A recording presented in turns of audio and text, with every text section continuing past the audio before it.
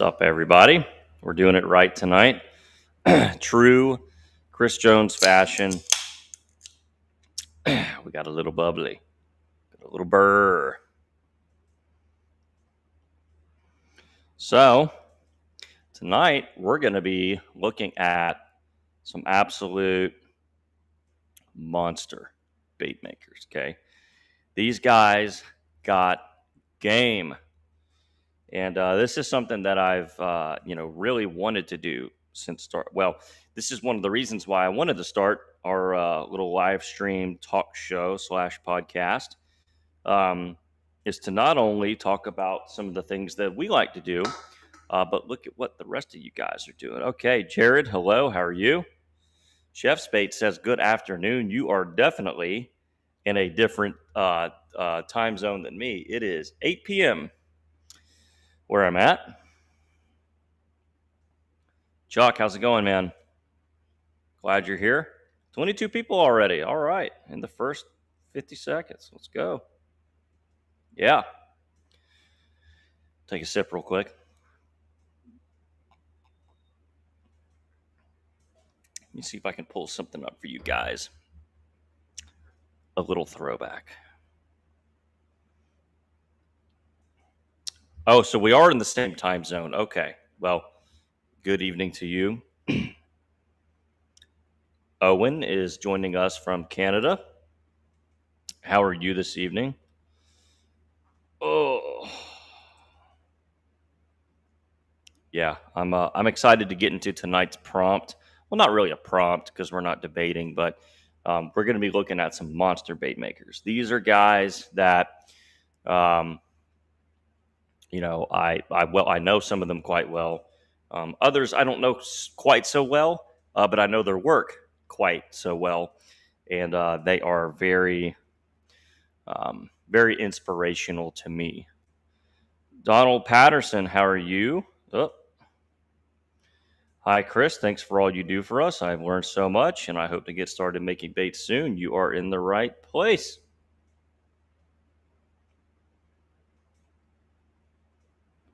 Ooh, striper season. So up in Canada, would you be talking about the Atlantic strain stripers that go up the eastern seaboard? I'm not familiar with the striper fishery in Canada, obviously. Down here, we have what's called the Southern Gulf strain stripers, and they're real short and fat. They have the shape of a largemouth with stripes. We do not get those long submarine missile shaped striped bass. Ours look like a largemouth with a slightly smaller head and stripes. They are fantastic fighters. Oh my gosh. Let's see. Before we get started, back in my former life, I was a drummer.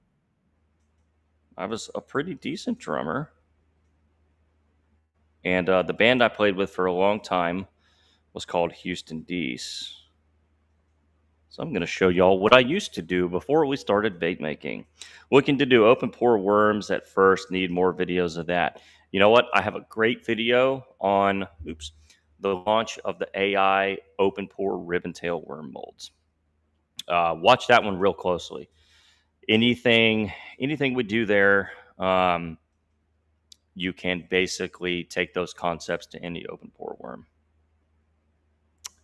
Have our own unique population of stripers. That is pretty cool. So real quick, we're going to watch an old music video from way back in the day.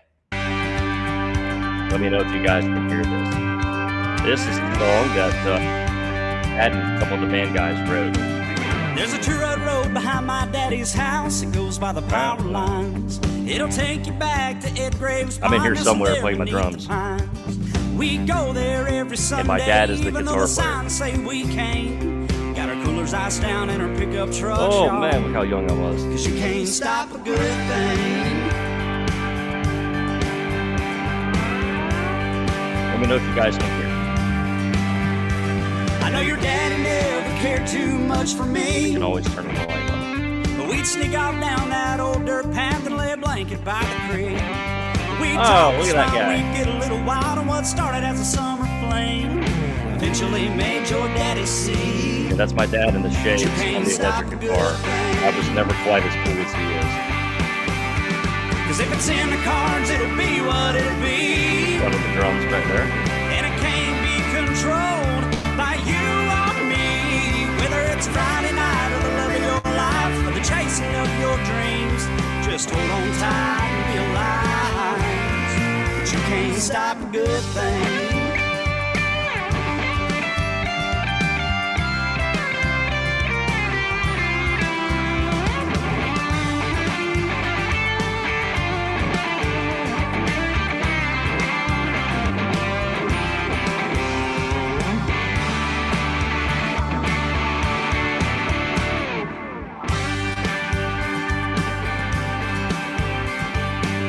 Only I could edit my videos this well.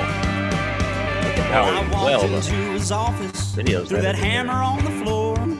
Told him I was gonna hit the road, I ain't working here no I don't more. know why Brad looks so And he sweaty. told me I was crazy, can't make a living trying to The rest pick of and us aren't all that sing. sweaty. I looked him dead Not in me his anyhow, in the eyes back. and said, you can't stop a good thing. Cause if it's in the cards, it'll be what it'll be. Yeah. And it can't be Have a lot of controlled fun. by you Drummers or never get me. camera time. Whether That is it's correct. Friday night or the love of your life, the chasing of your dreams. Johnny knows what's up. Just hold on tight and realize that you can't stop a good thing. Yeah. Well, I haven't watched it in a You long time. can't stop a good thing. You can't stop a good thing. Yeah, we were bad, guys. No, you can't We stop were not bad. good thing. Yeah. Fun times. Fun times. So, we're going to go. Oh, I just completely killed that. All right, so we're going to hop over to Instagram and we're going to join. Yeah. That's why you learn guitar. I did not know you played guitar. Maybe I did know you played guitar. All right, so we actually had a serious question here. Stephen Bass asks, do you make baits with custom designs for different holidays? Or is it not worth doing all that? The fish ignore it altogether. I'm not sure what you mean by holidays, custom baits for holidays. I'm not really sure. Now, you can make like Christmas themed baits, of course, and maybe some green with some red flake, sure. But yeah, I don't see why you can't do that. Yeah, Phil Collins and Don Henley are absolute beasts. Yeah. Let's see. This gentleman asks, what do your super realistic baits cost? Well, it kind of depends on the color complexity and how many I have. It's like if it's just 2 baits, even if they're insane, probably not too bad. If it's a set of 10 that are insane, then, it's a tank of gas or more. But yeah. Anyway, let's move through here. So earlier, I kind of prompted a few pages, and these might not be all the ones that we're going to look at. But if I go to my search tab here, there's some monsters on here. Let's start with some of the hard bait guys, and want to make sure you guys can see this. Look at this madness right here. So this guy and I, Shank Baits, awesome dude. He and I just teamed up on a project together. I'm slow hand. Okay. All right. I'll take that as a compliment. I had pretty fast hands back in my drumming days. Yeah. But look at what this guy is doing. And not only is he a monster bait maker, he's a monster painter. Let's just look here. My gosh. Yeah. Here's our collaboration. Yep. Quite the compliment from him, the goat with plastics. This was an incredible reference. Look at the, okay, well, that was a little sideways. Yeah. This was a one of a kind fish here. And you can see I busted out the OGs. I busted out the AI 7 1/4 inch OG. It gave me the room to play in the tail, which I really had to have. Other than that, monster pour. Look at this. Just look at this guy. Look at look at just these craw claws. Say that 5 times fast. Craw claws, craw claws. Can't even do it. Look at this. Look at the detail. Insane. Just an absolute beast. And if you have not heard of Shank Bait Company and you're not following him, definitely give him a follow. Yeah. This is game recognizes game. If MJ is recognizing his work, you know that he is on top of his game. Yeah. This is really great here. So yeah, Shank Bait Company. He and I did a color match a long time ago too. Absolute, yeah. Hey, speaking of holiday baits, here's you a holiday bait. Look at this American flag. Look at that. And what's really cool about this, and Eric Clapton. What's really cool about this is it's not just an American flag and nothing. He's actually kind of made it a part of a shad, right? It has the head and kill dot and the hallmarks of a shad pattern in the first half. Second half, you get this. Yeah, goals that can never be poured. That's something that those painters get to do. 4D baits. I'm not sure. I have to populate the comments, so we get a lot of running comments. The user here has to be the one to populate the comments and show them. Oh, we have our first super chat. Thank you so much. Let's see what the question is here. I have a question. I'm using dead-on plastics, and for some reason my baits sweat. No wonder. Oops. No matter how well I mix the plastisol. Sweat. So do you mean that they feel a little oily after cure, or is this right after you've made your baits?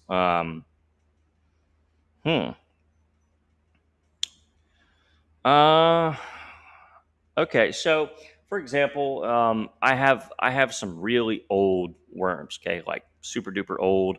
We're talking year old worms.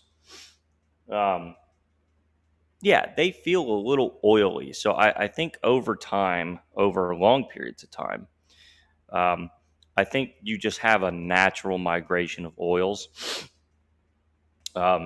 which is your plasticizer. So I don't necessarily see it as a problem. It's never affected a bait's performance. I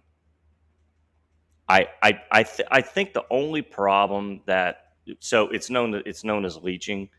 I think the only problem that leeching can potentially cause is if you're layering a bunch of colors. Too much leeching over time will actually make the colors bleed a little bit. Like some of the pigment will go with the oil. I've never really had it be a problem, and it only happens to really old baits that have sat a long time. So whenever I started bait making back in 2012, I was actually really frustrated at the time because I would make baits, I would lube them up with worm oil in the packages, and I would package them. But then a month or two later, they weren't oily anymore.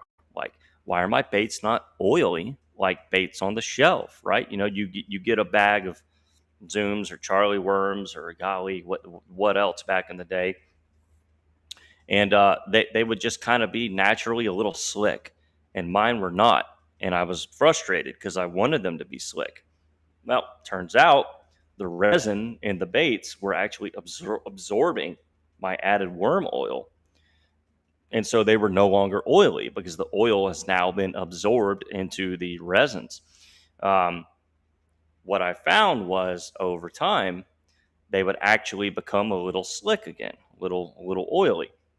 So I think it's just a natural byproduct of plastic aging.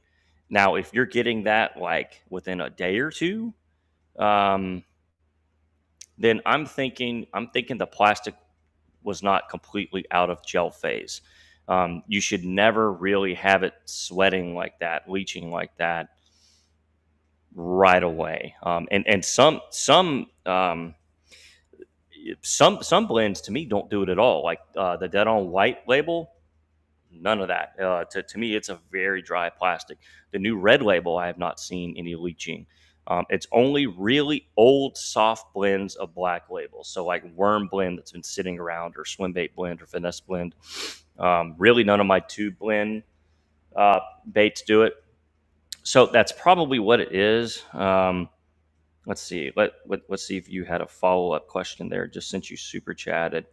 Yeah, let me know if it's happening like within a day or two, and please feel free to follow up with me after the live stream. Just hit me up tomorrow, maybe, just via DM, and we can go into a little bit further detail together. Time for a swig of beer. Hmm. 2 week old and it's already leaching. Was it dry to the touch after the initial cure, like 24, 48 hours, and then it started leaching? What durometer plastic was it? And in what environment are you storing it in?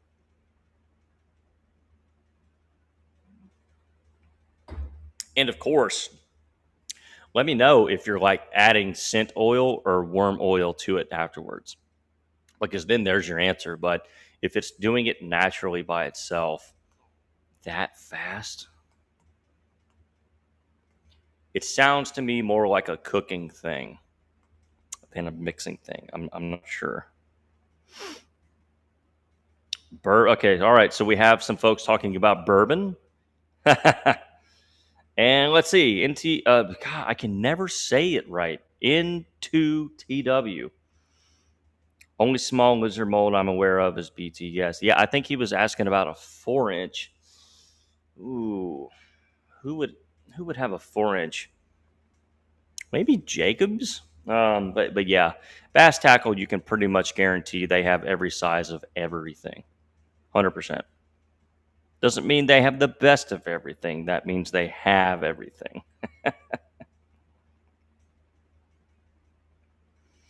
Yeah, I'm thinking maybe the very bottom of his cup, maybe there's just a little bit of plastic left in the cup that's still a little bit gel phase, because it will be oily as all get out. Okay, yeah, so it's red label medium, which is real odd to be leaching, um, because it's got a different plasticizer altogether. So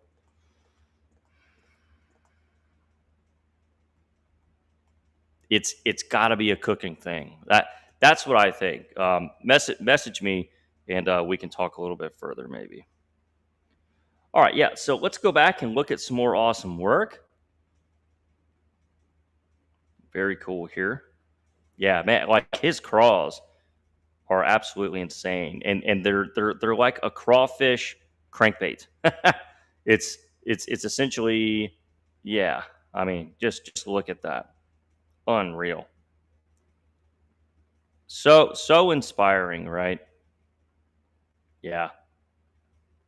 What can you say?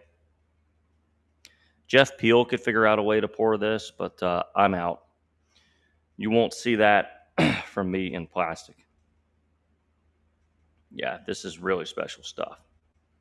Yeah, Shank is a beast. All right, let's go to Adam Cobridger. So I know he had to take a leave of absence from running his outfit here, but he does some of my favorite glide work. Yeah, look at this. Oh, I love his use of color. And yeah, that's just, what can you say? It's like and I don't know what he calls this pattern, but to me that's got sexy shad written all over it. But it's like if sexy shad was also classy.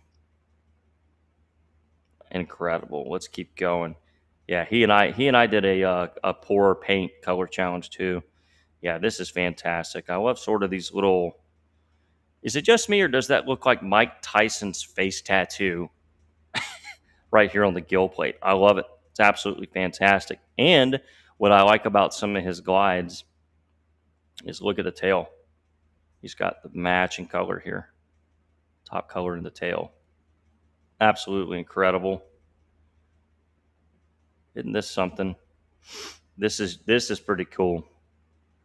The alien monster. I mean, goodness gracious, we just think we are creative. Yeah, the Tyson glide. Telling you, man, it looked like Mike Tyson's face tattoo. That weird thing, that the geek gets tattooed on his face in The Hangover. The dentist. Yeah, the dentist. Thank you, Dexter. Yes, my DMs are a busy place, but I'm very thankful for it.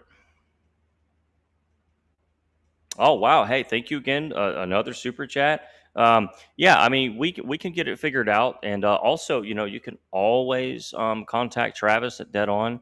He obviously knows his product better than any of us, and he can also walk you through the preparation. It's very important that it's mixed and cooked properly. Um, as if you've gotten this far, then you will have figured out what the important steps are. So yeah. Brody says you got to start a saltwater swim bait series. Yeah, pretty much any shad is also a pilchard, is also a menhaden, is also what else is in saltwater. There are saltwater threadfins too. Yeah, I mean it's just kind of whatever you want to call it. I've never seen one of my shad pattern swim baits fail to get a bite in salt water. So, hey, here's a good question right here. So, how are you measuring the temp of the plastisol? Well, I'm a little seasoned now in my bait baking career. I don't temp my plastisol anymore. However, you should, especially as a beginner. You want to use an internal meat thermometer, one that's like a probe, and you always want to take your temp from the bottom of your cup. So, if my beer glass, okay, this is really good demonstration here. If my beer glass is my plastisol, okay, and where my beer level is, this is the top of the cooked plastic. The bottom of your cup is the least cooked part, okay? This is where you're still going to have plastic that's a little bit left in gel phase that needs to be stirred up. So what you want to do is you want to take the meat probe and basically put it all the way to the bottom. Read the temp on the bottom, okay? You need an internal temperature of the plastic. That is always best. Always. No, don't use your fingers. Johnny's being a dork. A big time dork. All right, let's keep moving here because there's lots of other bait makers that I want to, just kind of give a shout out here. These are guys that are absolute monsters, and this kind of stuff is a lot of the time where I come to when I need some pouring inspiration, right? When I need a good challenge, when I need to get myself beat up a little bit in the hand pouring, uh, you know, the hand pouring side of things, I'll take a crack at something like this, right? Like, holy mackerel, how does that get poured? So some of my favorite hard bait guys and some of my favorite painters, really, really inspire me. And, I get a lot of great ideas looking at what a master painter can do or what they're doing because their way of thinking is so different from hand pouring. Hand pouring, we're basically working inverted. We're layering physical layers of colored plastic on top of each other, and we have to build the color from the outside in. sort of pour it inverted in a way. Painters think completely different. So the way that they're going to build a pattern is different, and therefore their results are a lot different. Like this right here would have never come to my mind ever. I could do 1,000 more perch patterns, or maybe this is a gill. It's just kind of perchy to me, and I would have never thought of this ever. So looking at other disciplines like this really, really challenges me to try to pour the unpoured. Yeah, here's one that we did. Yeah, isn't that cool? Sort of the soft plastic hand poured counterpart, right? Very cool. Yeah, I forgot all about that one. I totally forgot about that one. Yeah, I knew that he and I had done a color match. Yeah, and I went all out. I think I did a set of 12 of those. 12 times of that. Yeah, what a nightmare. Okay, let's catch up on some chats. Let me go ahead and restart my camera because I know it likes to restart itself. I know we kind of have a super chat camera fund going, but now I get to pay for a big car repair. Okay. Let's see. Interesting question here. Jared asked, do you know anywhere that I can send a bait and have a mold made of it? Generally speaking, that's bad form, whether or not it infringes on an actual registered trademark. If it's a bait currently being made by another mold maker or a bait maker who's in business, I wouldn't just straight up copy it. That's not maybe the most good faith thing here to do. Let's see. All right, we're gonna keep looking. Okay, so yeah, Adam Cobridger, what a monster. Yeah, absolute monster. Let's see who's next. Let's see. Trashy Bass. My favorite bluegills ever, and you're about to see why. Yeah, look at this monster. And he goes for a little bit more of the ultra realism thing. Really, really fading, lots of color. I mean, look at this. And it's very interesting to see how two different painters, both painting glides in very similar shad colors, can be so different, right? It's like Johnny Sweet and I do a lot of the same type of pouring where we really love to do bluegills, right? Like hand poured, skin pouring in particular bluegills, or maybe like the creme de la creme to the swim bait hand pouring enthusiast. And my take on a bluegill and his take on a bluegill can be so wildly different, right? Which is great to see. And we're going to look at some hand pours too. Yeah, look at this guy. Oh, I've matched a few of his bluegills, but they are hard. I mean, just look at this pumpkin seed. My only critique is that he did not put the long ear pumpkin seed sunfish eye on there. They all have those beautiful red eyes. Beautiful red eyes. That's insane. Yeah. I'm not sure anybody can paint a bluegill pattern better. I'm not talking about the person who layered and stenciled in the most amount of crap on a bluegill. I mean somebody that just has the eye to make a realistic bluegill pattern. I don't think there's anyone better. That's insane, especially how he gets the scaling too. He gets the scaling proportionate. Let's see. Let's catch up on some comments.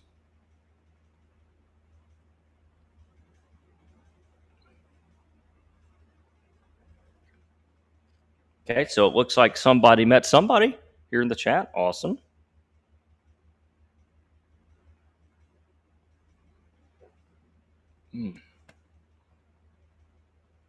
Sorry, beer makes me burp a little bit. Okay.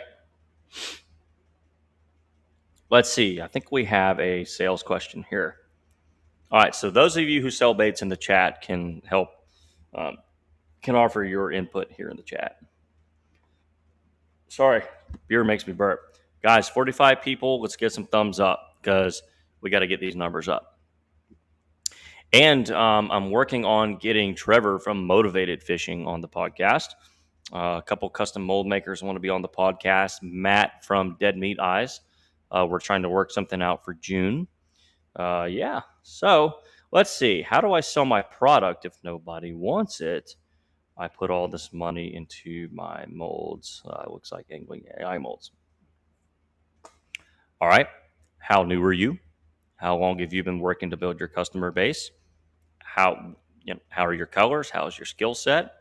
Have you found a way to create any sort of separation from you and everyone else? Have you put in the long years of building your brand? Those are all the questions that you really have to ask. You're not just gonna really, start an Instagram page and buy 5 molds and sell out everything you make. I certainly didn't.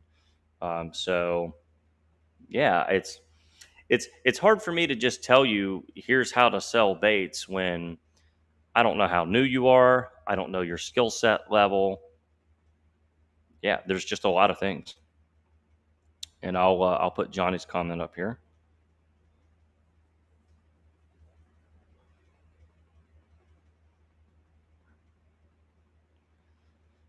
Yeah, you have to grind away. Nothing comes quickly. Yep. Yeah. Look, I'll say it's tough. It's very tough. I've been at this since 2012.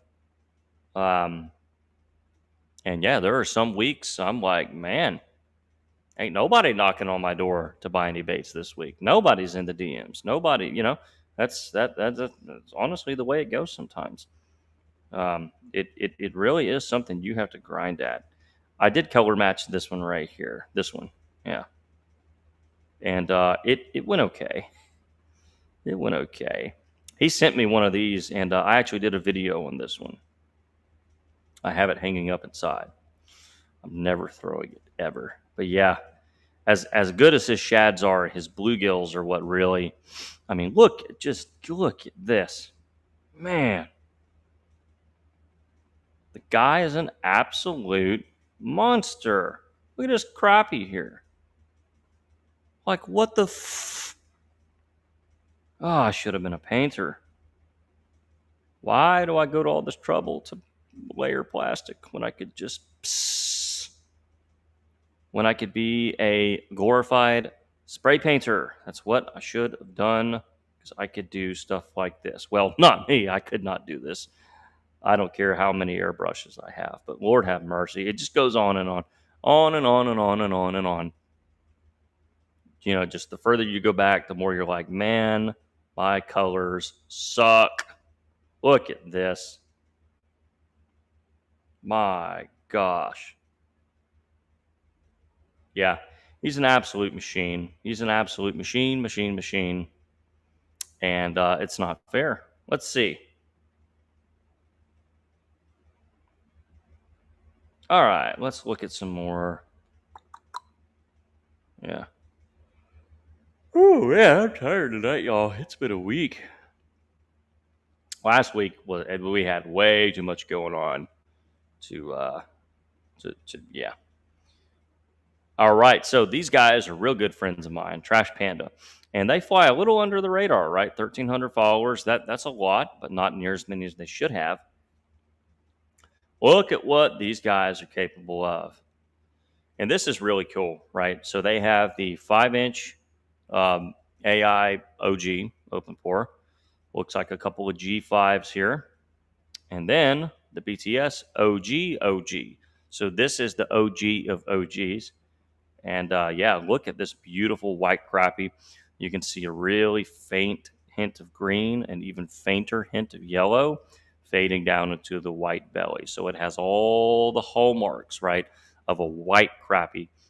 Some nice plastic inlay, vertical barring, but it's not oversaturated. It's very faint. This is a monster port, right? They've got a capsule with some flake. And one thing that they do particularly well is they bring the pattern all the way back to the edge of the tail, all the way back in here. That is hard. Take it from me, doing it that well is hard. Yeah, here's a bluegill. Yep, absolutely stunning. Looks like they might have put some sparkle flake, right? I see a little hint of purple sparkles coming out. Little bit of sparkle flake. Yeah, look at that. Fantastic. They actually bought those 2 molds for me. I got mine back from Jeff Peel, and we kind of split the bill to get those back. Yeah, some more bluegills. Look at this. I love the transparency of the tail, or the translucency of the tail, right? You can see that tail really brightens up because they're not oversaturating their colors. And this is true skin pouring at its best, guys. This is, this is not brushing in powders or hand applied paints or anything. Everything you're seeing is done in plastic. They truly do it the right way, and they do it at some of the highest level. Yeah, this white crappie right there, fantastic. That is hand pouring at its absolute best.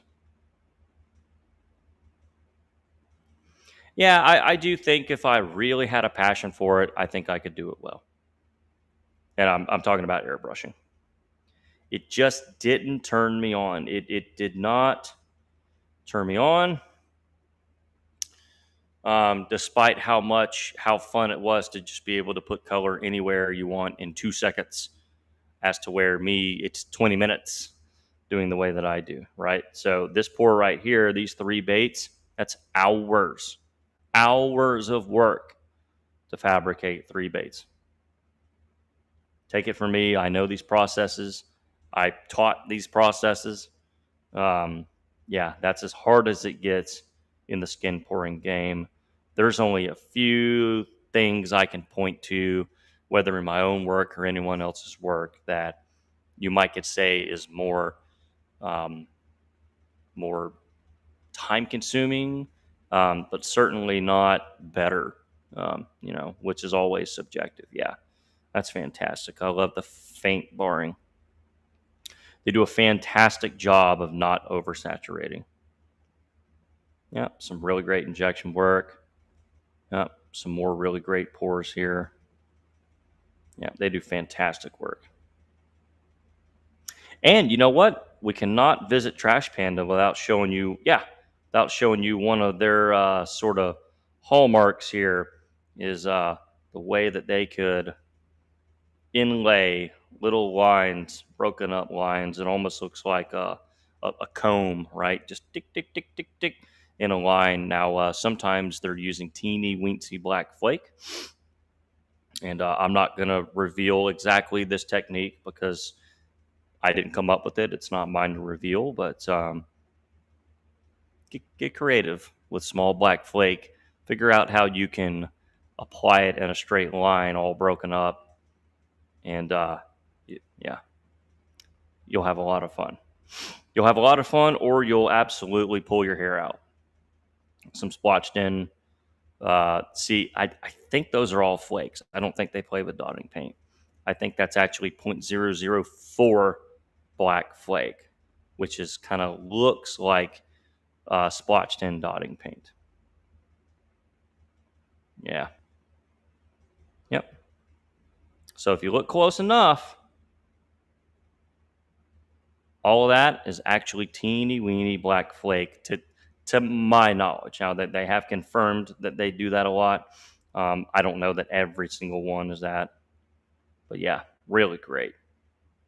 As you can see, they have put in the work. Mm-hmm. Yep. Isn't that fantastic, y'all? Absolutely fantastic. They are absolute beasts. Let's see. Let's catch up on some stuff. Yeah, thank you, sir. And don't forget to message me off. Yeah, message me. This is funny. I wish Robo Worm could work with Chris. Maybe they are called Robo Worm because a robot does pour their worms. Robot poured. That's funny. I like it. Okay, let's move on. Let's see who else. And if y'all have any suggestions, let me know. Ooh. Oh, yeah, Jeff Yoho. Let's look at him. 266 followers. Y'all go give him a follow. Jeff is a beast. As you can see, he likes to do the layered skin pouring thing as well. Really, really wonderful color inlays here. He's got sort of a custom mold. It kind of looks like the G series with the scaling pattern of the original AI, and I'm not really sure how you would classify that tail. I'm not really sure what kind of tail you call that. But yeah, that's a custom mold that he had done, as is this little minnow here.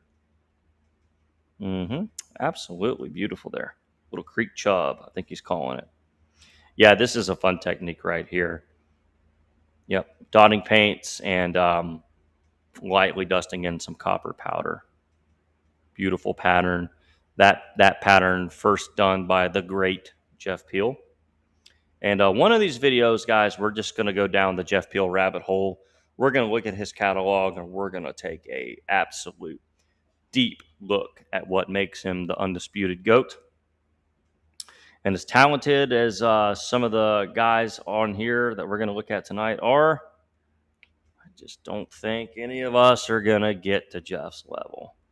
The bar has been set so high. Yep. He did fantastic on these juvenile smallmouth. Absolutely fantastic. As good as it gets. Absolutely as good as it gets. So yeah. We'll look at this again. Yeah, look at that. Yep, the guy's insane. Let's see. Let's go back. All right, Dawn, have a good night. Yep. Okay. Do we have any questions? Do we have any bait making questions? Because those are my favorite.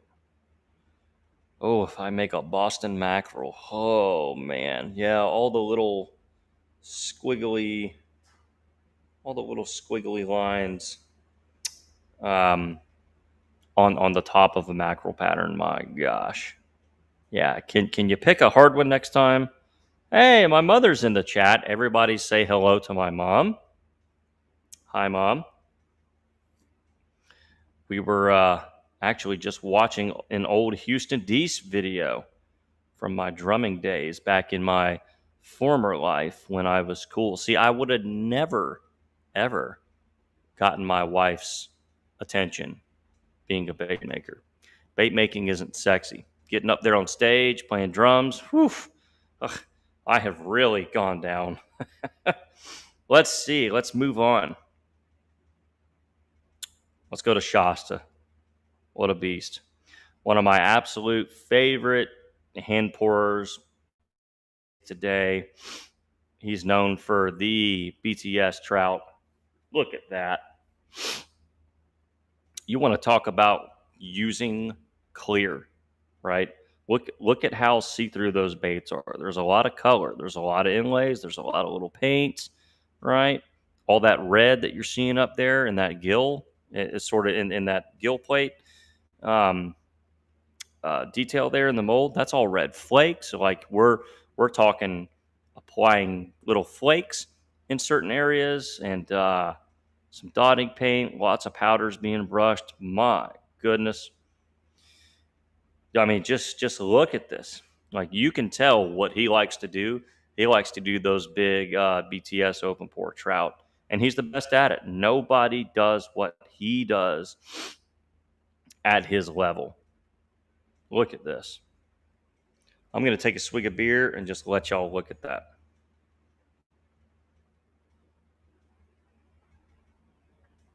Those are giant red flakes in those gill plates.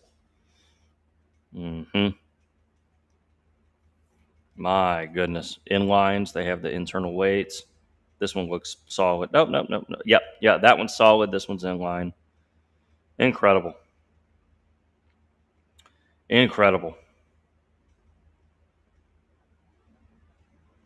Yeah, I could look at his work all day.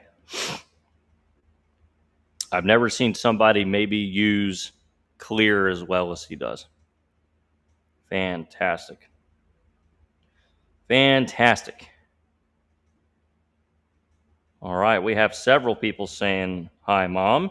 Jared says hello, Mom. 50 says hello, Mom. Sweet Pea says, I'm just kidding. He hates that. Johnny Sweet says hello, Mom. Chuck says hello, Mom. And Mr. Patterson says hello, Mom. Thank you, guys. Oops. Oh, Donald Patterson says, I haven't found anyone that beats you, Chris. If you're talking about hand pouring skill, just wait for the Jeff Peel episode. It's coming. Trust me, I will be humbled very quickly. Let's keep moving. Yeah. Yeah, I am sorry to disappoint you, but yeah, when we start looking at Jeff Peel, it's all over for me. Yeah, this is great stuff here. Oh, come on. I know he's got some more juice. Yeah, look at these. Wow. Not his most eye-popping color, but I guarantee you that's one of the most difficult. It's the lack of color that makes this so advanced and such mature color building. That is very mature. Anyone can throw a bunch of color in there and oversaturate it, and it looks like a box of crayons. This is true mastery. That right there is absolute mastery. Absolute mastery. Here's some more trout. Isn't this fantastic, guys? Big old 12 millimeter eyes on those. Absolutely incredible. Let's see. Mark, what's going on, man? Yeah, so good question. Yes, Richard does. Richard does still pour. He's just not very. He's just not very active on social media. I think he really got fed up with stupid entitled people. And maybe we'll do a stupid entitled person's podcast. That'd be kind of fun. Let's see, Mark. Okay, Mark is in the hospital. Okay, Mark. Yeah, let's get everyone to say a few prayers for Mr. Mark Barber here. Sorry to hear that, sir. Yep. Richard was fantastic. All right, let's move on. Who else did we have on here? The Rundler. Nick, where you been, man? Yeah, we need Nick Rundle back because look at this guy. That's a silicone mold. Lots of heat gunning took place there, but that is fantastic. So Nick was one of my favorite guys in terms of the relentless quest to put as many different colors in a bait as possible, but it not look like the mess of crayons, a box of crayons. And I'll show you exactly what I mean. There was a example I was looking at just the other day. It was like the most Nick Rundle bait ever, and it was fantastic. Let me see if I can find it.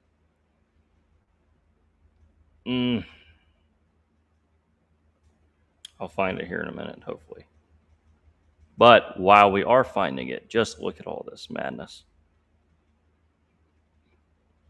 He really enjoyed capsuling and brushing in, right? So that red is powder with a little paintbrush applied in. So is whatever details he put there in those fins. Looks like some dotting paint, right? Those circles. Looks like he filled in some detail there in those anal fins.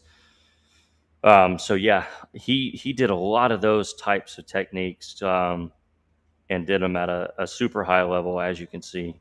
Everything here is absolutely freaky deaky. And where is that one bait? Well, this isn't it, but look at this. Isn't that neat? Right? Just a few effects that you can't do, just 100% poured. But really, really exciting colors, lots of colors, as you can see. I mean, you can tell his eye wants to see lots of vivid, bright colors, and I think he does that kind of thing incredibly well. Maybe I already passed it. Maybe I need to go back up. There was one bait that I was like, yeah, only Rundle could pull that off. Like only he would put that much color into one bait and it not look like an absolute mess that was put in a blender. Hey, nice little support there.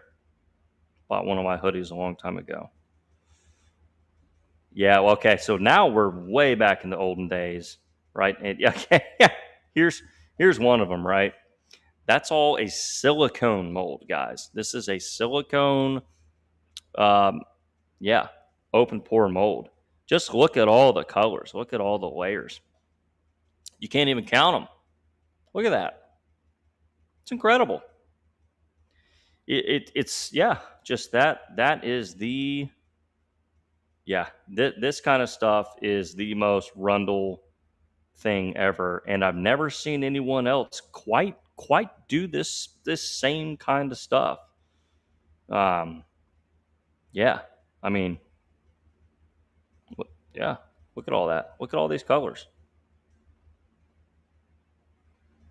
My mind doesn't work that way. I don't build color that way. Super super unique. Yeah. Oh man, we're going way back. Nick, we miss you, man. Way back. Oh yeah. Okay. Yep. The poison dart frog and octopus days. I remember those days. Those were the good old days. So yeah, we'll go back up a little bit. Then I need to get back up on some chats here. Yeah. Really awesome. Yeah. Look at all the different stuff going on in that. Everywhere you look, there's something going on. Let's see. Hey, can't find names in the house. What's going on? We are looking at other bait makers tonight who've got game. That's what we're doing. Yeah, Ray definitely does not have time to deal with all the dummies. He does not. All right, let's see. I need to catch up on some chats.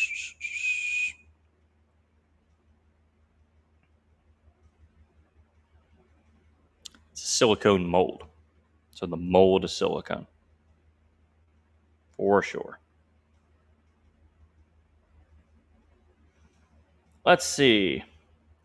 Yeah, to my knowledge, Nick does not currently actively pour. I know his daughters got really involved with maybe it's softball. You know what? Maybe we can find out here. Because I know he's made a few updated posts in the last few years.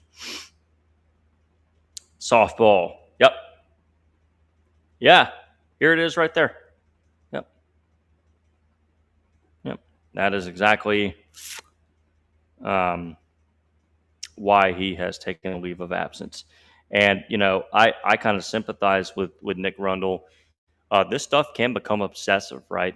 You can spend every waking hour out here and, really, really get so obsessive over the next pour, the next pour, the next pour, got to get better, that you kind of miss out on your life a little bit. There were a few years when I was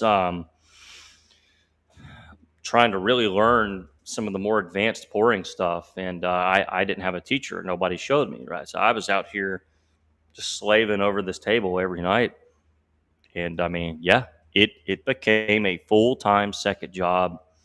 Um, I every night when I got done in the garage, kids were asleep, wife was asleep, didn't see them the entire night. So, it can get obsessive, and I know he at one point purposefully kind of had to take a step back. So, yeah.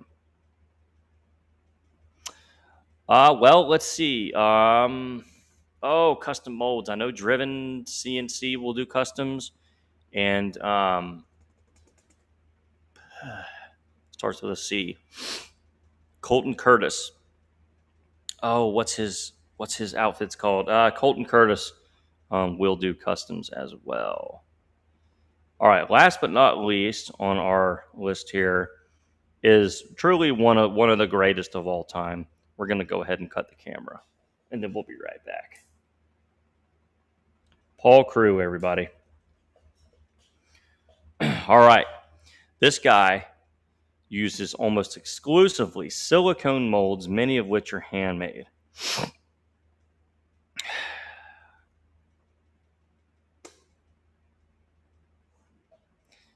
Do y'all have any idea how much tedious cup tilting that is? Every claw tip is orange and black. That is, I just think I have a ton of patience doing my layered skin pouring, and I do, but the amount of small cavities this dude is filling in silicone,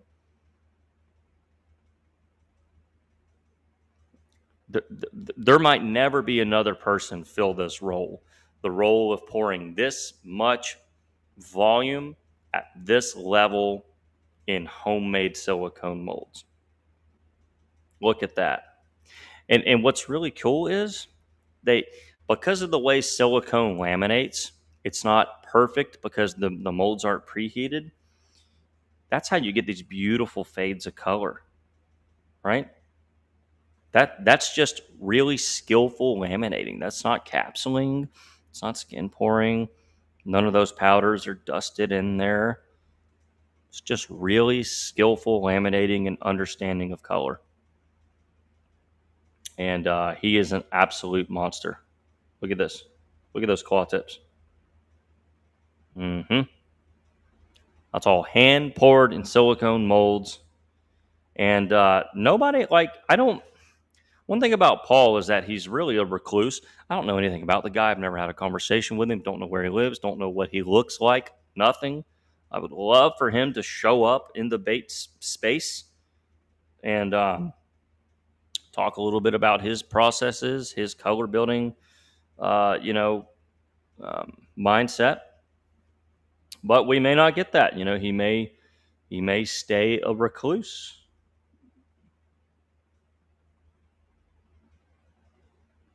Let's see. Johnny, that's a good question. I'm not sure that's a thing. Yeah. Let's keep going here. Yeah. Absolute machine. Y'all might recognize this worm. That is a Slim's worm. That is one of Noah Clark's molds there. Really kind of nice blue craw here. And again, this looks, what is that? Margarita mutilator or bold bluegill? One of those. It's kind of like one of those robo worm colors. This is all just controlled laminating, right? Here we have a 3-color laminate. He's just only putting certain color in certain places, so that on this one, right, he took this top color, put it in these little side wings here, okay? But then the bottom layer of black, he filled all the way out into the tails. And then the body and these appendages here got all 3. It's just really, really controlled laminating. Most of his work, from what I can tell, is laminates. Even this, right? This is technically a laminate. But you can tell that he purposefully did not fill in the body with a ton of that green pumpkin, right? He laminated it kind of halfway, right? So that more of the orange would show through. Really, just, having the knowledge and the forethought to even do that is quite something. Again, laminates. Those are laminates. Tasteful, careful laminating. Here's his gobies. Look at the color. Look at his eye for color. My gosh.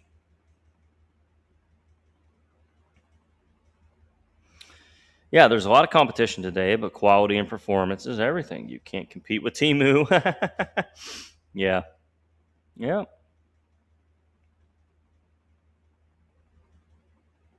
yeah. Well, and one thing I'll say, just talking about the competition in the market, not everybody's going to be a Paul Crew. Most of us will never achieve this kind of skill set and hands and patience and understanding of colors and layers. But you don't have to be. I think as a custom bait maker, you got to play to your number one strength, and that's you. That's the fact that you can offer a custom buying experience, and the big guys can't. Yeah, this is just silly, isn't it? Just silly. Silly, silly, silly.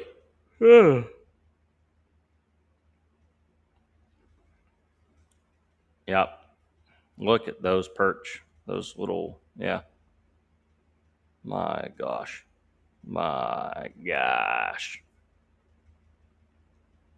So much to learn. There's still so much to learn. You know, guys like him and some of these other guys are why it's truly never ending. It's a never ending quest.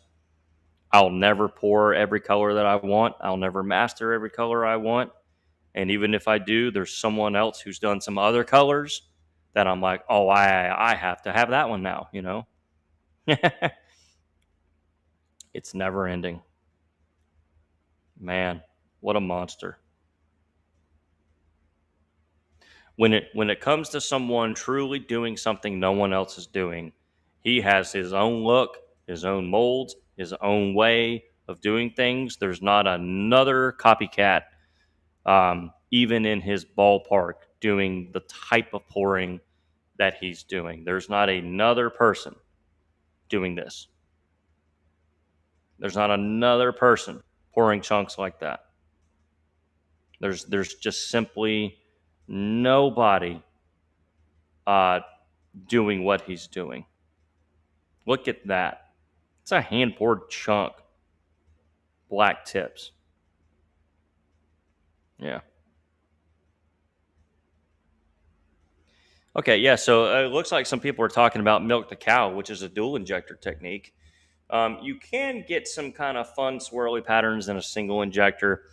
You basically open the single injector, pour a little bit of this color in, pour a little bit of that color, pour a little, pour 3 or 4 colors in there, shoot it all out a single injector, and it, swirls all the colors together. But it's not a true swirl. It's more of a mishmash, I'd say.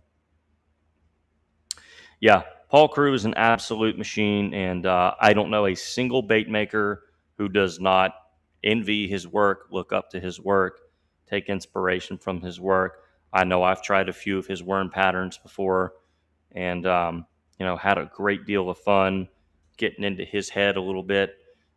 Just in terms of color, he uses a lot brighter saturations than my mind naturally goes to.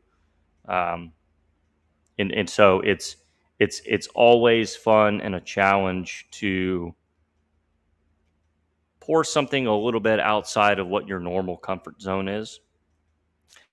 Even if it's not something you're going to do all the time, right? Learning how to pour this lizard, hey, that can only increase your skill set, right? Can only increase your color knowledge. Yeah, fantastic. Fantastic. Again, really saturated pearls, right? That's, I mean, yeah, those are very saturated. I would not saturate my colors this much if I was pouring like some of my swim baits, but in this kind of configuration, in this lizard mold here, it works, and it works fantastic. And that's how you're able to see so much distinction, is because of the contrast. So it can work in the right context, for sure. So yeah, yep. Man, we have looked at some absolute monsters tonight. Monsters. All right, let me get back in the chat and see what you guys are barking about here. Let's see. So does anybody have any questions? It looks like somebody had a question about milking the cow. and I just wasn't here for it. But we can get on that subject if you would like.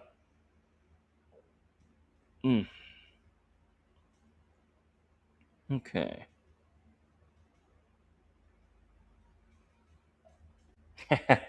Yeah, that's an old video. You are correct. Very old.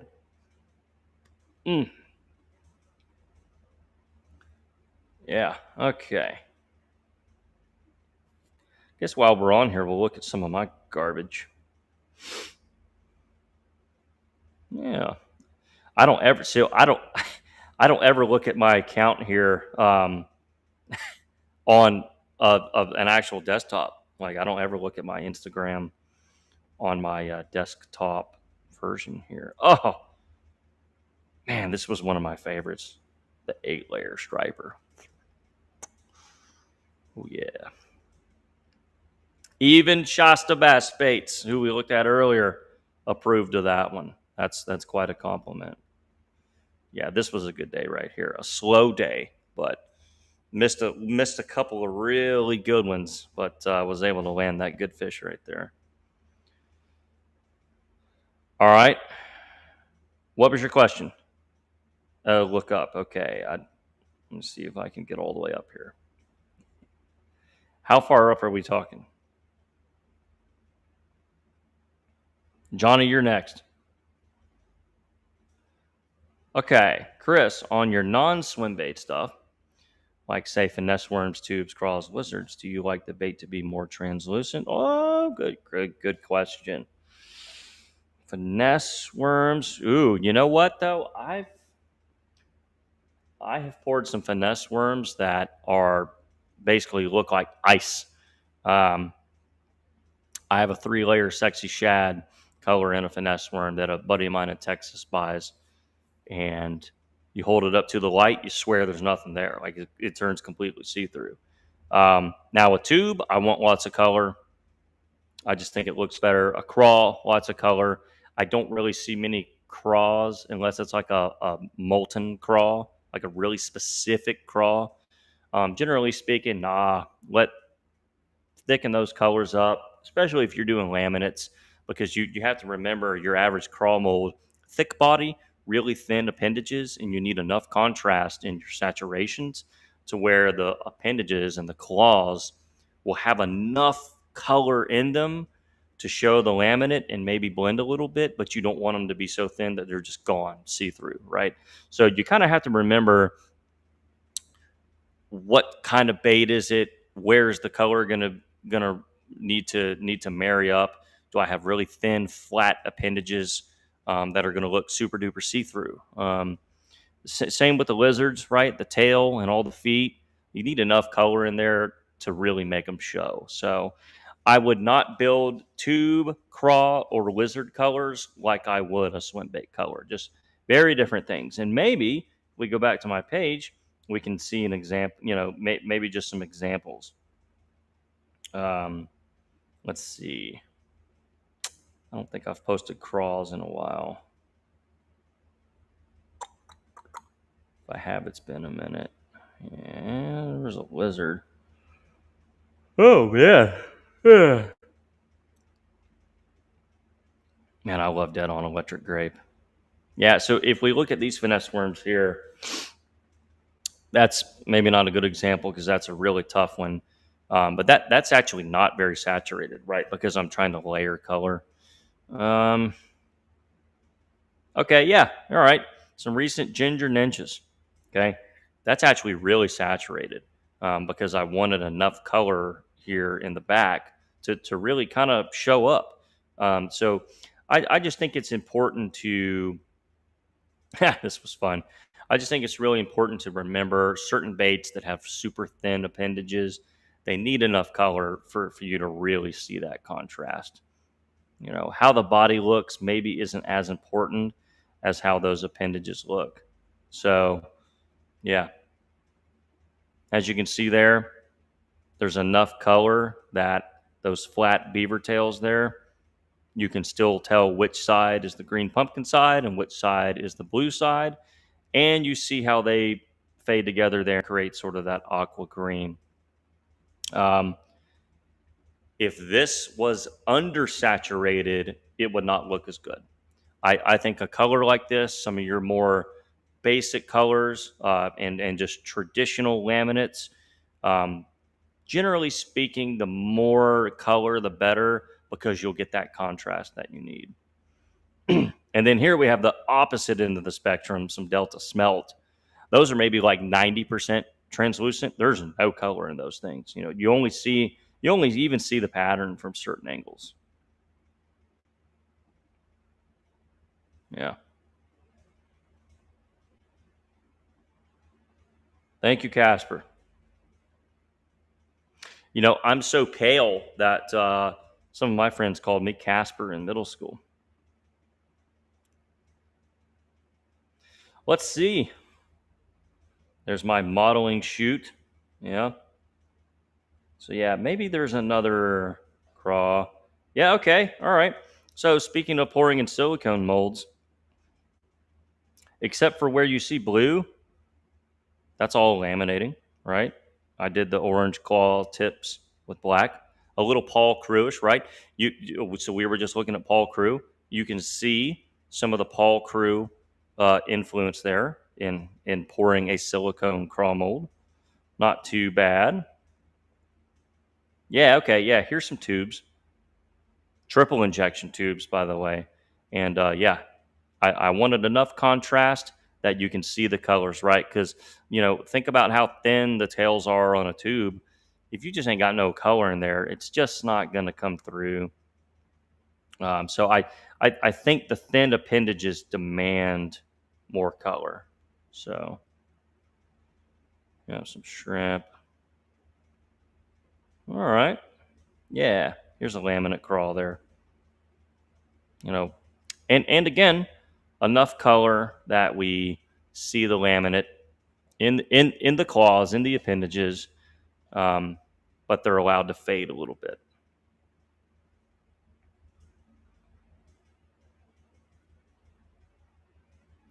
Okay, all right. So it sounds like we're still talking about milking the cow. Would it be worth it to milk the cow if I was selling them or no? No. Mm-mm. A very okay. So milking the cow not only takes a long time, it has a fairly high rejection rate. And I think you're just better off really learning the ways of laminating. Learn how to laminate. Build your this ecto craw right there. Yeah, would that have looked really sick in a swirl milking the cow? Yeah. But are you ever going to be as consistent with that and efficient with that in both time and use of materials as laminating? No. So if you're trying to make a business model, hand injecting swirls are not your business model. So if y'all see these little faint lines here, teeny weeny, teeny weeny, teeny weeny, teeny weeny flake. You can see a little trash panda, right? We looked at trash panda earlier. You can see a little bit of trash panda inspiration there. Those little faint lines are small flake. Kind of neat. And then some mad other stuff. I don't even know what all happened in that pour. This was a fun night. Yep. Yeah. So anyway, yeah. Okay. Right. Okay. So that one question back to finesse worms. Like, yeah, I wouldn't say that any of these are ultra see through. Right now, two of them are more translucent bases. But again, look at these swim baits here in the back. These have more color in them. So yeah, I definitely think there is kind of some unwritten rules on I think just kind of what looks better and what color wise. Different styles of baits. Not everything needs to be poured like you would a shad swim bait for sure. Yeah, and back to Shank and I's uh, thing here. Yeah, wow, what a monster pour! What a monster pour! Y'all don't even want to know what it took to pour this. Yeah, ridiculous. Whether you like it or not, that's some of my best work. I'm very proud of that one. Yeah.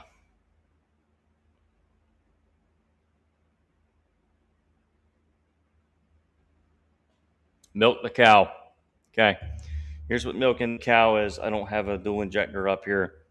You take your dual injector, you take the bar out of it, right? So that each side of the injector can move independently. You draw up color A, you draw up color B, and instead of pushing them down at the same time, which creates a laminate, you alternate, right? It's called pulsing, and you want to do it fast. Like you're playing drums. Try to do a drum roll. Push one side, push the other side. Ding, ding, ding, ding, ding, ding, ding, ding, ding, all the way down. So, yeah, milking the cow is a little inconsistent. Like, yeah, it's like anything else. You practice a lot, you get good at it. There was a time I was pretty good at it. I would not be as good at it now. It's super fun. You never know what you're going to get. It's a total box of chocolates technique, sort of like the C block. Some are going to come out perfect candy cane spirals. Others aren't. It's just the imperfect. It's the human nature that you're not doing it perfect. Not each side is going to be done at the exact same volume of flow, so your swirls are never perfect. If you're trying to swirl like machines do, you're fighting computer precision and timing, and perfect pressures versus what you're doing with a hand injector. Good question here. Do you get flashing on the bottom of the bait when you hand pour swim baits from AI? Yes. And if you're not, you're doing it wrong. You're always going to get flashing down here in the hook slot. From if you're pouring them at proper temperature, there's no way around it. Every aluminum hand pour swim bait I have ever poured from any manufacturer, regardless of how tight the hook slot tolerance is, you're going to get flashing in the belly. If you don't, you're pouring them too cold. Clean up that flashing and heat gun the belly. It'll give you a nice clean edge, a nice clean finish on that belly. Talk about see-through colors too.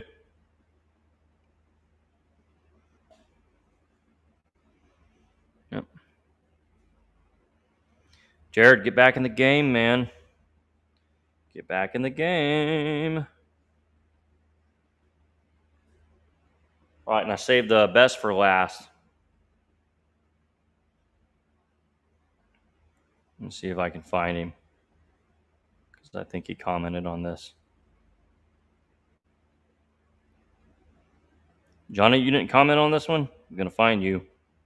Maybe he commented on this one. Sweet. There he is.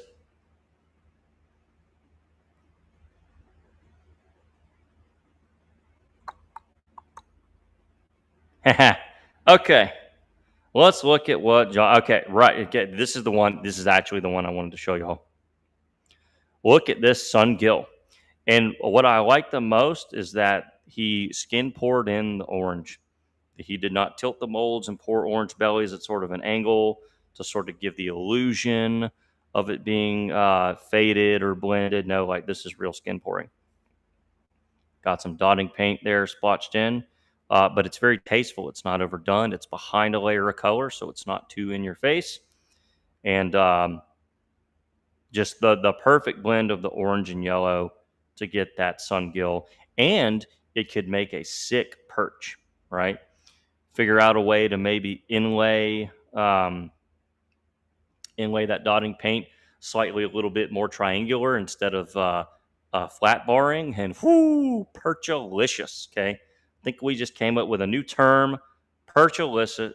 I can't even say it. Perchalicious, for sure. Jared, get in the game, buddy. Get in the game. Go get you some DOP and get busy. Yeah, this is really great here. So he took the time to do a monster pour in the jerk bait, something I've kind of yet to do. Yeah, wow. See, to me, again, this is very perch, and I like how much flake he put in it. Again, yeah, fantastic. Fantastic. Let's see. Let's see what else. Yeah, this was a really great pour. You know what? We may have looked at this one in a recent podcast. Absolutely wonderful use of color there. But yeah, so as you can see, lots of bluegill colors here, kind of all based around the same idea of putting some uh, barring in using dotting paint a lot behind a not a clear capsule, but behind an actual layer of color, which actually kind of obscures the dotting paint because dotting paint's very loud. And so this way he's able to sort of hide the dotting paint. It's not overpowering, it's not overbearing, which dotting paint can be. So I really like the way that he kind of hides his dotting paint behind color. Perfect example here, right? It's not in your face. A lot of times that I've used dotting paint, it's behind a clear capsule in front of every other layer. And so it's a little boom, like, it's a little bam right in your face. It's maybe a little bit too powerful for the rest of the pattern. And hey, there's always something to work on. There's always something to improve. And I know I can improve to some degree the way that I use my dotting paint on some patterns. And this is a really great example. The way that he likes to do his bluegills. Always a big fan there. Yeah. Here's that sungill again. Fantastic. Fantastic. And I know you put some color shifts in there. I want to know which ones they are because that's really cool. That's super, super, super fun. Yeah. Yep. So, yeah, I hope y'all enjoyed looking at some different stuff tonight. Yeah, let's see. Got a question here. Chris, for your baits that you are fishing, how many times will you remelt them before you just toss them and then pour a batch with new plastisol? It kind of depends on what shape they're in. Now, honest to God, I don't fish a whole ton anymore. There's really not a ton. There's really not a ton of times that I've been fishing lately where I've gone through so many soft baits that I'm like, maybe I need to save these. I'm not that good of an angler. It's called world's worst fishing for a reason.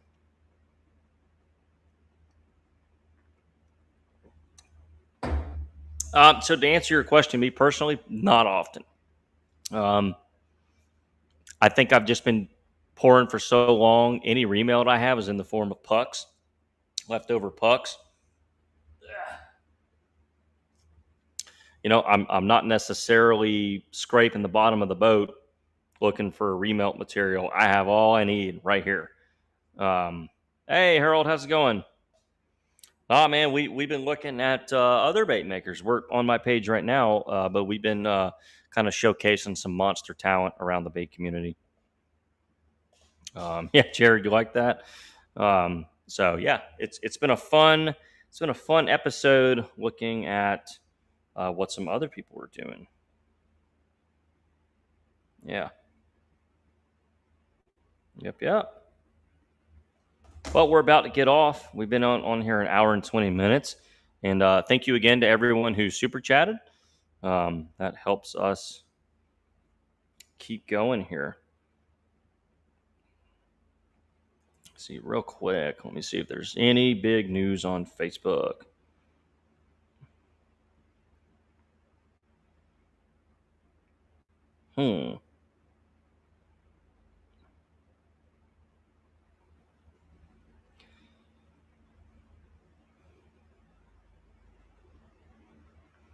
Hey, we have some open pour swim bait molds being sold here.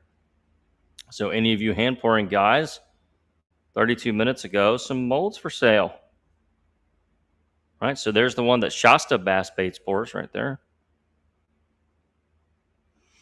I think that is the new BTS open pour mold. Yeah, some old ones there. Really cool. That's the AI 6-incher.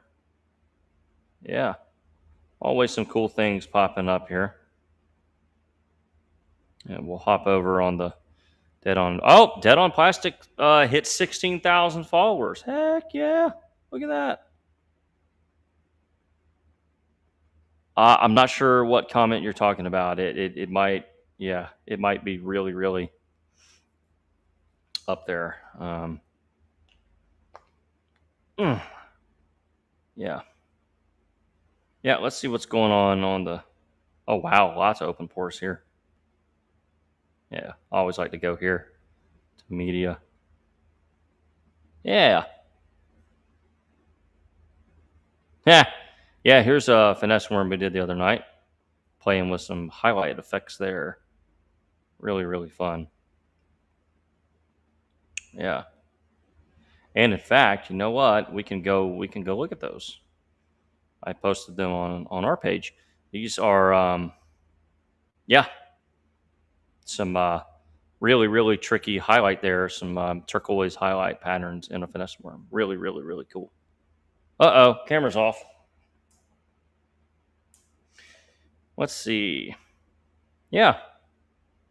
Yeah, so whoever had a comment, yeah, just repost it. Yeah. Very cool. All right. Well, hope y'all enjoyed looking at some other bait makers' work. There were a couple things I wanted to do today on the podcast, but I was like, you know what? I want to show what some other people have been working on. Yeah, that one right there was kind of fun. So if you have not seen our latest normal long form video, we did a dedicated color shift, hyper shift video that we put out, I think, Saturday night about how to get the most out of your color shifts. And this was sort of our star example from that video. So go check that video out to see how we did something like this. Yeah, not bad. Not bad. Not bad, not bad. Yep, not bad. Okay, Mr. Patterson, I will look for that. I might go to bed pretty soon, but I will definitely see it tomorrow. What dotting paint do I use? Pretty much the only one you can use, Lure Works solvent-based dotting paint.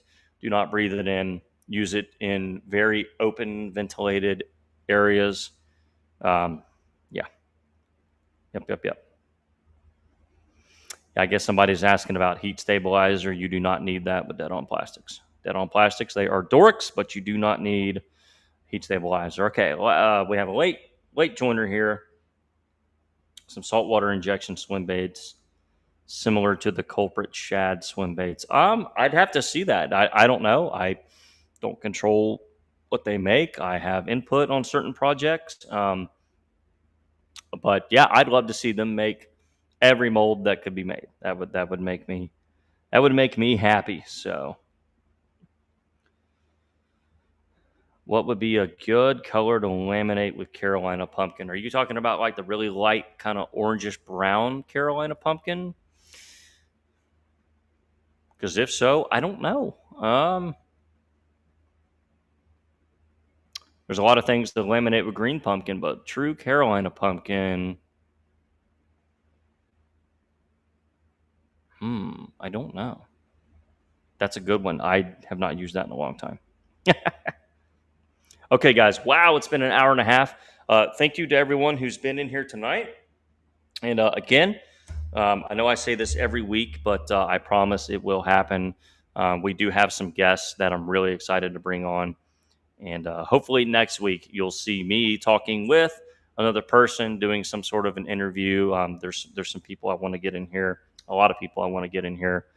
And that way it's not only just me yap the whole time. We can get somebody else's perspective. So hopefully once Michael's done with his move and setting up, so basically he's moving to a new house, which requires not only moving to a new house, but also resetting up all his bait stuff. He put out a video over the weekend that he literally drove back to his old house just to film. So yeah, his life's a little crazy. So yeah, we will. Yeah. Thanks, Jared. So yeah, hopefully he'll be back in here soon. So, anyways, thank y'all for hanging out tonight, and we will hopefully see y'all next week. We'll try our best to be here again on Wednesday night, and we'll see you then. And if you have not seen the latest video, shame on you. Go watch it now. See you guys later.